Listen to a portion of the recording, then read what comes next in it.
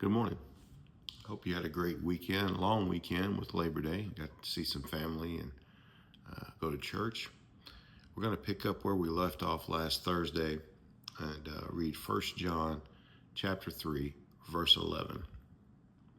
And it says, "For this is the message which you have heard from the beginning, that we should love one another, not as Cain, who was of the evil one and slew his brother. And for what reason did he slay him? Because his deeds were evil, and his brothers were righteous." Well, let's just talk about that for a moment. John says, "This is a message which you've heard from the beginning, that we should love one another." He's going right back to the thesis of this, of his epistle here, which is love, real love for one another, for the brethren as family members, and for the world as people who need Christ. We need to love them enough to tell them about Christ. We don't love them as in we act like them, or we behave like them, or we seek the same things as they seek, but we love them enough to tell them about Jesus, to tell them the truth about Jesus. What is interesting about this verse is the phrase "we should love." Looking that up in the Greek, it is in the verb. It's a verb. It's a present active subjunctive first person, and all that means is this: it's a verb. It means it's action. It's an action that needs to be taken. It's active. It's present active. That means it happens every day. You have to take action. The subject has to take action on the verb, and the subject is we. That is John, including himself with these Christians, and by extension, us Christians today, that this epistle is directed towards. We must take action to love people every day. And it's subjective. It means that this is something that can happen or may not happen depending on the circumstances. So it's not something that is just present and ongoing, but it is actually something that you have to do. You have to take action and do this thing. So it requires effort on our part every day, no matter what the circumstances are, to take action to love one another. It's not easy to do. Obviously, if it were, then John wouldn't have to tell us to do it, right? We drop the ball on this quite a bit, especially in our Christian circles. We argue and fight about peripheral doctrine and stuff like that, and we just chew each other up about things that are not. They're not really salvation issues. For example, Baptists believe in baptizing a person once they have confessed their faith. Once there's a confession of faith, then we Baptists baptize that person, following in obedience to Christ, right? And so that's what Baptists believe. And Presbyterians, they believe in baptizing infants into the covenant community. It's not upon a confession of faith. It's a different kind of baptism. It's a recognition of this child belonging to the covenant community, a child of believing parents, I should say, just to be clear. So Baptists don't see the purpose in doing that. The Presbyterians don't see why they shouldn't do it. Is that a salvation issue? No. Is that an issue that we should tear each other up over? Absolutely not. Presbyterians, I'm a Baptist, so Presbyterians are my brothers, as well as many other Christians. And we don't have time in the video to run down all the different kinds of doctrine and that kind of thing. But my point is this: we should love, present, active, subjunctive, every day. We should be loving our brothers, no matter no matter what the differences are in side issues, such as the one I just explained.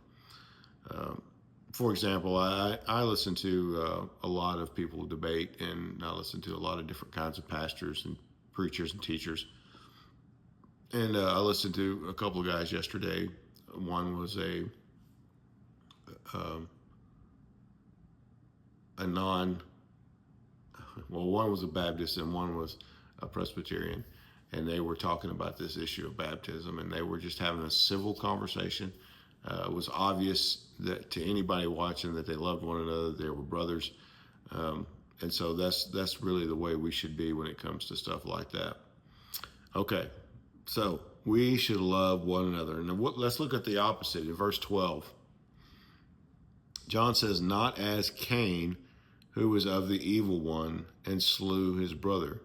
And for what reason did he slay him? Because his deeds were evil and his brothers were righteous." I think it's striking that the opposite of we should love here, we got that negative conjunction there, not as Cain, right, is murder. John said we should love our brothers or love one another, not like Cain, who killed his brother. In other places, chapter 4, we're going to look at later on down the road, if we ever get there, is that if you say you love God, but you hate your brother, you're a murderer. And so the indication is that if you are withholding love from a brother, then you are the same as Cain, who killed his brother. Now, that's an important thing to think about. Are you a part of the family and loving your brothers, your sisters, or are you a murderer? That's something deep to think about when it comes to how we treat one another. We kill people's character all the time. We run people down, we talk about them, we gossip and complain about folks, and it really just tears down their character, and it tears down their reputation, and in a sense, it is killing them. It is a type of slaying our brothers. Paul said in 1 Thessalonians that we should study to be quiet and mind our own affairs, do the work of our own hands. And when it comes to brothers, people who are in the faith with us, there are times that we need to study to be quiet and mind our own affairs. Now, don't think that I'm talking about if a person is in sin, we should ignore it, because we don't do that. We confront sin within the family of God, and we help restore a person back into the fold when they are in sin. We also confront false teaching. We don't just study to be quiet when that kind of thing is going on. But I'm talking about routine, everyday,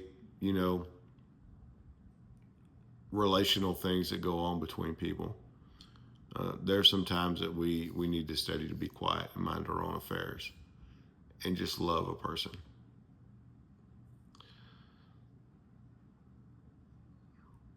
Like I said, we could kill people with gossip and with lies and complaining and those kinds of things, and those are things that we just need to not do as Christians. We need to be able to keep our mouth shut when Sally and Bob are struggling with their marriage. Other people don't need to know about that. You need to pray for them. When a certain person in the congregation is struggling with a doctrine, you don't need to go around to your men's group and tell everybody about how that person is struggling. You need to pray for them and be available to help them if they seek your help.